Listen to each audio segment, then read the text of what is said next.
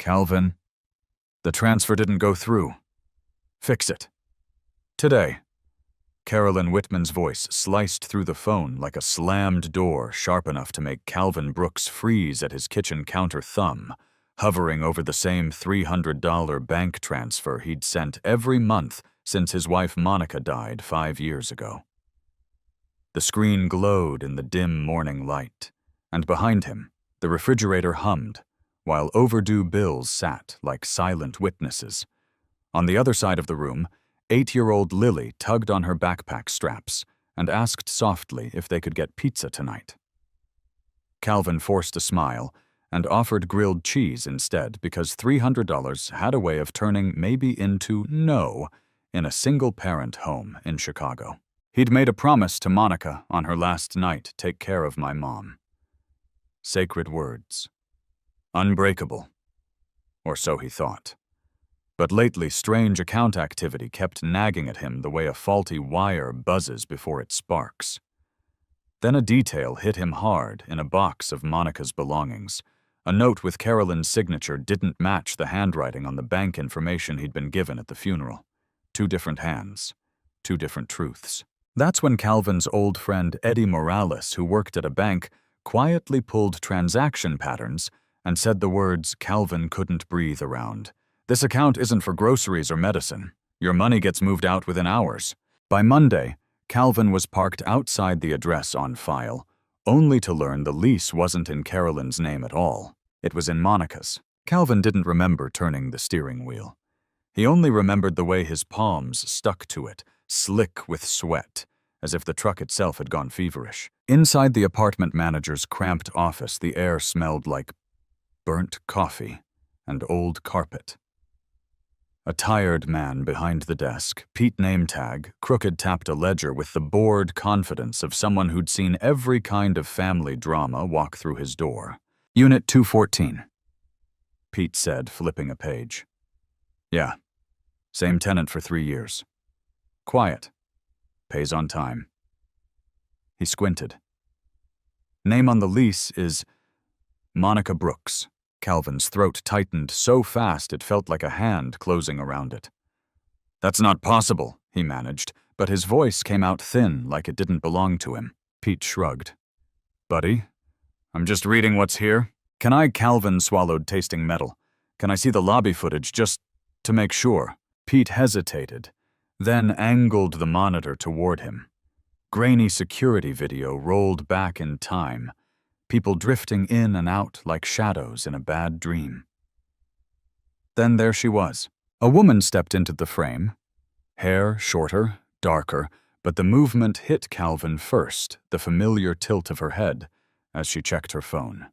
The little pause at the mailbox, like she was deciding whether the world was safe. Calvin's breath stalled. His chest didn't rise. It didn't remember how. When she turned toward the camera, the hallway light caught her face, and Calvin felt something inside him crack clean in half. Those eyes. Not a memory, not a look-alike. Monica. Calvin pressed closer to the screen, as if he could will the pixels into mercy. She looked healthy. Not the fragile, hollow-cheeked woman he'd kissed goodbye. In another clip, she carried glossy shopping bags like they were nothing. In a third, she laughed into her phone, bright, careless, while a man slipped an arm around her waist with the easy possession of someone who'd done it 100 times. Calvin's stomach dropped when she shifted sideways, and he saw it just a soft curve beneath her coat. Early pregnancy. A new beginning. Behind his eyes, 5 years of grief rewound like a tape burned too many times. Lily's quiet grilled cheese is fine. The late-night overtime, the electric shutoff notices every sacrifice he'd made to honor a dead woman's wish. Monica wasn't dead, and the $300 he'd been sending wasn't support. It was a leash. That night, after Lily finally drifted off with her cheek pressed into the pillow, and one small hand still clutching the corner of her blanket, Calvin sat at the kitchen table with the overhead light buzzing faintly, an old fixture he'd meant to replace, but never had the money or the energy for. The business card Eddie had given him lay under his thumb.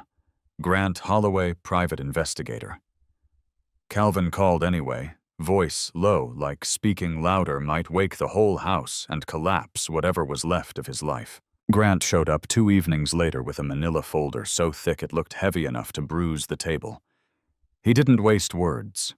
He spread papers out like evidence at a crime scene, edges aligned cold and precise. "Your wife didn't die the day you were told," Grant said, tapping a hospital discharge summary dated 3 days before the supposed death.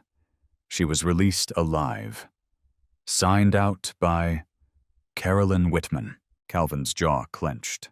He stared at the signature line until the letters blurred. Grant slid the next page forward, a death certificate filed the same day from a different facility, signed by a doctor with a history that stank of fraud. 2 documents. 2 realities. Calvin felt his pulse in his ears like a warning alarm.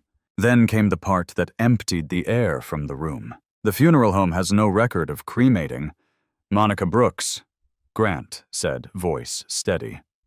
"But they did cremate an unidentified woman that day, paid in cash." He paused, letting the silence do the damage. "The urn you were given, it isn't her." Calvin's hands went numb. He thought about the box of memories he'd guarded like sacred ground, the ring, the bracelet, the photos, and suddenly they felt like props from a bad play. Grant flipped to a final statement, a $50,000 life insurance payout issued to Carolyn Whitman months after the death. Calvin looked toward the hallway where Lily slept, and something hardened inside him like a breaker snapping into place. "Tell me what to do next," he whispered, "because I'm done living on someone else's lie." Thursday morning, Calvin sat in his truck outside the job site, with his banking app open, the winter sky hanging low over Chicago like a lid. $300 stared back at him, same amount, same day, same account. Only this time, Grant Holloway sat in the passenger seat, calm as a surgeon, a small recorder clipped to his jacket. "Breathe," Grant said, "then cancel it." Calvin's thumb hovered.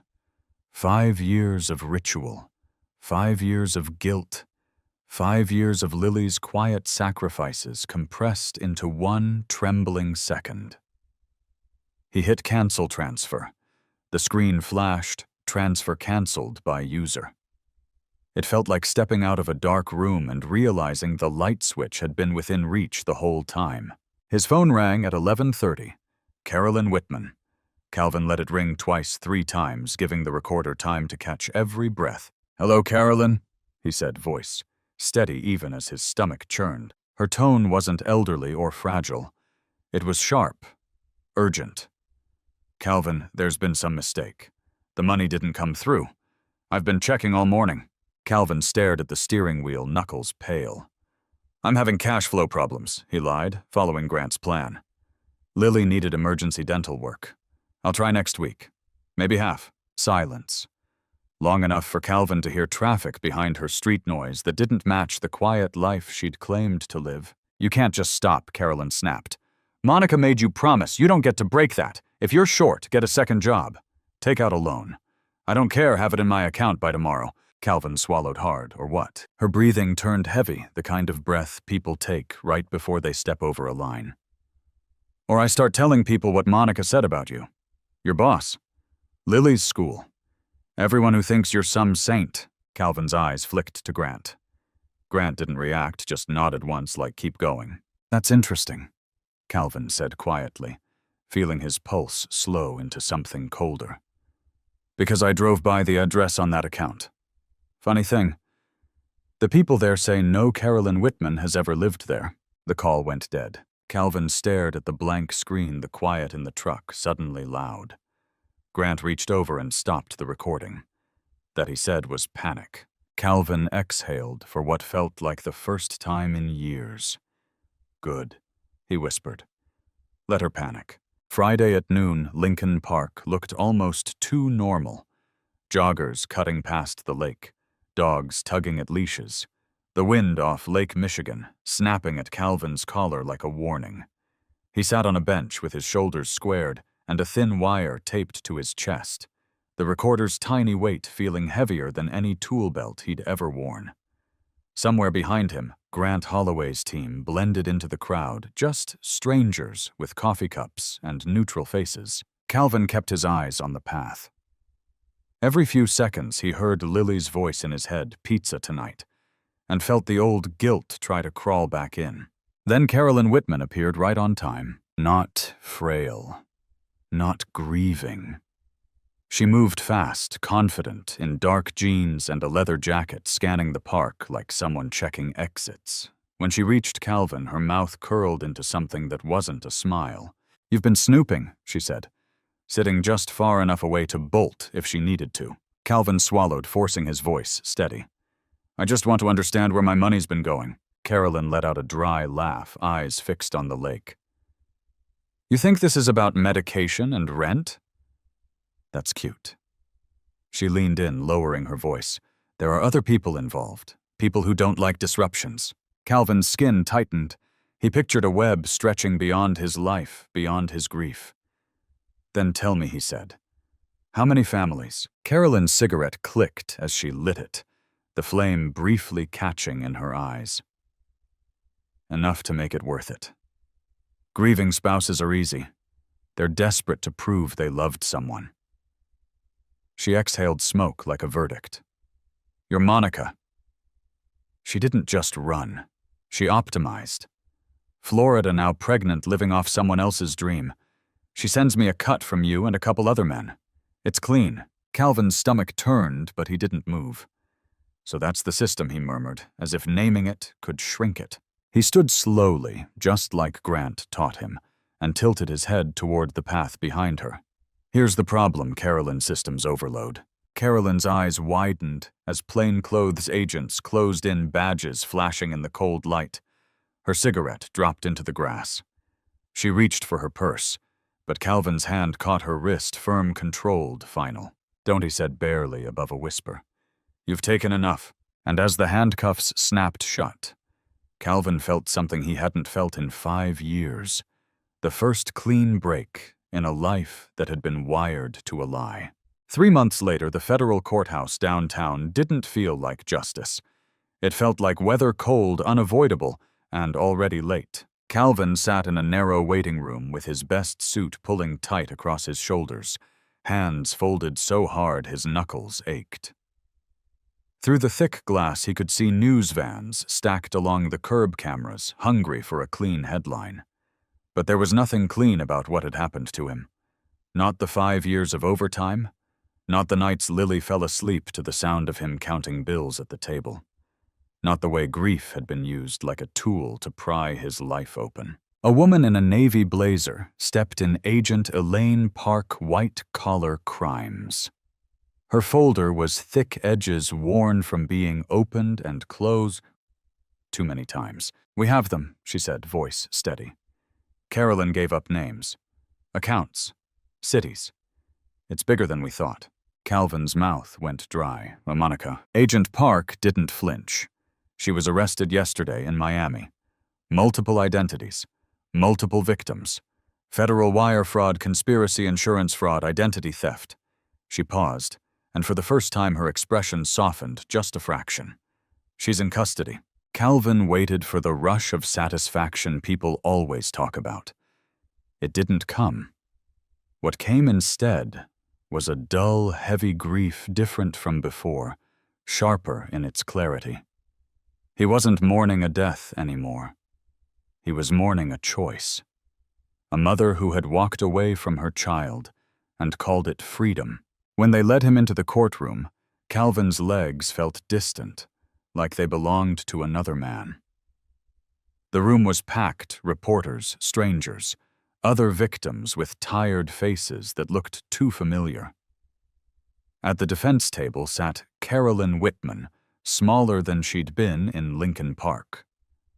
Orange jumpsuit, swallowing her shoulders. She didn't look sorry. She looked inconvenienced. Calvin took the stand and found Lily in the gallery beside Eddie. She swung her feet lightly, unaware of the truth under her father's words, still believing the bad people were just thieves, not family. Calvin swallowed, eyes burning, and spoke anyway.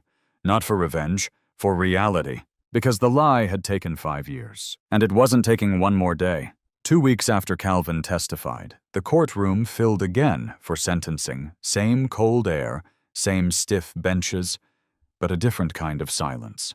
Not suspense, not curiosity. This was the hush people make when they're finally about to hear a truth land like a gavel. Carolyn Whitman stood when the judge spoke her name. The leather jacket from Lincoln Park was gone. In its place, an orange jumpsuit and wrists that looked smaller than Calvin remembered. She kept her chin lifted anyway, eyes flat, like the whole thing was a misunderstanding that had inconvenienced her schedule. Judge Marianne Hollowell didn't rush. She read the facts slowly. Each sentence, a nail, the staged death, the fake paperwork, the money siphoned from grieving spouses, the threats. Calvin sat perfectly still, but inside something shook like a house that's been holding through storms and is finally feeling the beams settle. "You preyed on people at their most vulnerable," the judge said, voice sharp as winter. "You turned love into a revenue stream." Calvin's throat tightened when he heard the number again, 15 years in federal prison. It sounded enormous, and somehow still too small for what it had cost Lily's missed pizza nights, the overtime. The nights he stared at a bank balance and still hit send because a promise felt holier than survival. Monica's sentencing would come later after the baby. The prosecutor had laid it out plainly. Decades were on the table. Calvin should have felt triumph. Instead, he felt tired, bone-deep tired, because no sentence could return the years when he was a widower, in a story that was never true. Outside the courthouse, wind cut between the buildings, and camera flashes popped like fireworks. Other victims stepped forward to speak, men and women with trembling hands, saying their own versions of Calvin's nightmare. Calvin kept his answers short. He didn't want fame. He wanted quiet. That night he drove home through familiar streets and parked in front of the house he'd held together with sheer will. Lily met him at the door in her socks, eyes bright. "Did you catch the bad people?" she asked. Calvin knelt, pulled her close, and felt her small heartbeat against his chest, steady, real. "Yeah, baby," he whispered. "We did."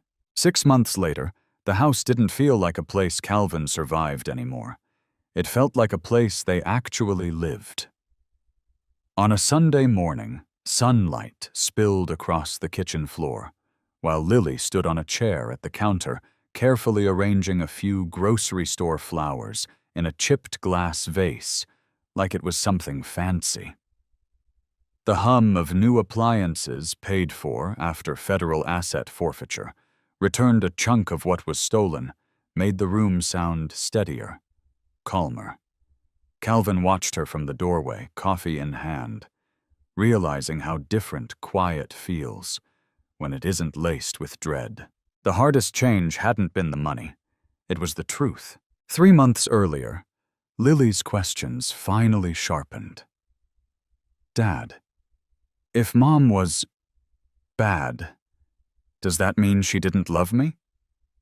Her voice had been small, almost embarrassed, like love was something you could misplace. Calvin sat with her on the living room rug, the same rug he'd once knelt on to assemble toys he couldn't afford. And he told her the truth in pieces she could hold. He didn't dress it up. He didn't poison it. He just said, "Your mom made choices that hurt us. But none of it was your fault. And you were never unlovable." Lily listened, blinking hard, then wiped her face with the back of her hand, and surprised him with the kind of resilience kids carry like a hidden superpower. "So, can we finally get a dog?" she asked, voice cracking on the last word. Calvin laughed, an actual laugh that startled him, and pulled her into a hug so tight she squeaked. Later, he opened a new savings account labeled Lily College and set up an automatic transfer, $300 every month. Only now it didn't vanish into a lie. It stayed in their future, earning interest instead of feeding guilt. On Sunday nights, Calvin and Lily started a new ritual: movie night popcorn, her head tucked against his shoulder. When she fell asleep before the credits, he carried her to bed, smelling shampoo and warm blankets, and felt something settle inside him. Simple, solid relief. He wasn't mourning anymore. He was building. The first time Calvin said it out loud, "I'm okay," it came out like a test, not a statement. He was standing in the doorway of his rewired kitchen, watching Lily chase the new rescue mutt in clumsy circles, her laughter bouncing off walls that used to hold nothing but late-night worry. The dog skidded across the floor nails, clicking like a metronome, and Calvin realized he wasn't bracing for the next disaster anymore. Sunday dinners became their anchor. Eddie Morales showed up with a dented casserole dish, and his girlfriend Rosa carrying a paper bag that smelled like fresh rolls. They'd squeeze around Calvin's table, too small, always a little wobbly, and Lily would talk with her hands telling stories about school like the world had never been dangerous. Calvin would catch Eddie watching him sometimes like a quiet check-in. No pity. Just you're still here. A month later, Calvin's boss called him into the office and slid a form across the desk. "Electrical supervisor," he said, almost casual. "You've been holding this place together for years. Time it pays you back." Calvin nodded, but his chest went tight anyway, because for so long every extra dollar had felt like it belonged to someone else's lie. And on the nights when the house went still, when Lily's bedroom light finally clicked off, Calvin would stand at the mantel and look at the new photos, the Zoo Navy Pier Lily's science fair project on circuits. No staged memories, no fake smiles printed on glossy paper, just proof they'd kept moving. Here's the part no one tells you, and yeah, I'm talking to you. Watching this freedom doesn't always feel like fireworks. Sometimes it feels like clean air after years of smoke. Like opening your bank app and seeing the $300 land where it should have gone all along your child's future, then closing your phone without fear. Calvin wasn't a widower anymore. He was a father with a second chance, and this time it was real. It didn't end with applause. It ended on an ordinary Tuesday night, the kind of night that used to scare Calvin because ordinary was when the grief had room to creep in. Lily was already in bed, her new dog curled like a comma at her feet, and the house was quiet, without that old buzzing dread. Calvin stood at the sink, hands under warm water, watching soap slide off his knuckles. For years, his life had been a loop-work Bill's guilt, send the $300, pretend the pain was purpose. Now the loop was broken, and the silence felt different. Not empty, clean. He walked to Lily's doorway and paused. Her nightlight painted her face in soft amber, the same face that once looked up at him and learned to stop asking for pizza. She shifted in her sleep, murmured something that sounded like a dream, and Calvin's chest tightened not with sorrow, but with something steadier. Responsibility that didn't come from a promise made to a lie. Responsibility that came from love that stayed. On the counter, his phone lit up with a notification: $300 transferred to Lily College. No panic call after. No threats. No voice demanding he borrow money just to keep someone else comfortable. Calvin stared at the screen until it dimmed, then set the phone down like it was finally harmless. He didn't forgive Monica. He didn't rewrite what happened into a lesson wrapped in a bow. He just accepted the truth. Choosing himself hadn't been selfish. It had been necessary because it was the only way he could truly choose Lily. Calvin turned off the kitchen light, letting the darkness settle like a blanket, and whispered to the quiet house, "We're safe now." And for the first time in a long time, he believed it. Calvin didn't mark the anniversary of Monica's death anymore. He marked smaller, real things: the day Lily learned to ride her bike without wobbling the night she asked a hard question, and didn't run from the answer the first time she introduced her rescue dog to a friend like he'd always belonged. Life stopped being a courtroom in his mind. It became a home again. One evening, Calvin sat on the porch steps while Lily played in the yard, her laughter rising and falling with the wind. He watched her older now, in a way numbers couldn't explain, and finally understood what the last 5 years had taught him. Grief can make good people obedient. It can turn love into a leash duty, into a trap, and silence into a habit. But the moment you shine a light on a lie, the lie starts to starve. He hadn't won because Carolyn went to prison or because Monica was exposed. He won because he stopped letting someone else write the rules for his life. He chose truth over comfort. He chose his child over guilt.